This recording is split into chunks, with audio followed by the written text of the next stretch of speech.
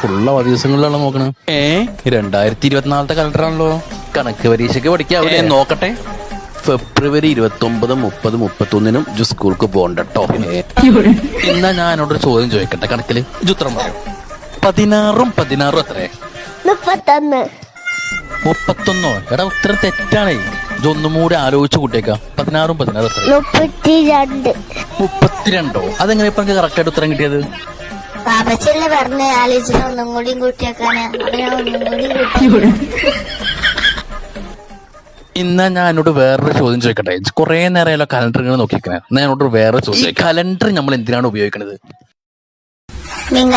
കണക്ക് നോക്കാനും, phone number എഴുതിയേക്കാനും, നോക്കാനും, സൂചനകളും കളച്ചേക്കാനും.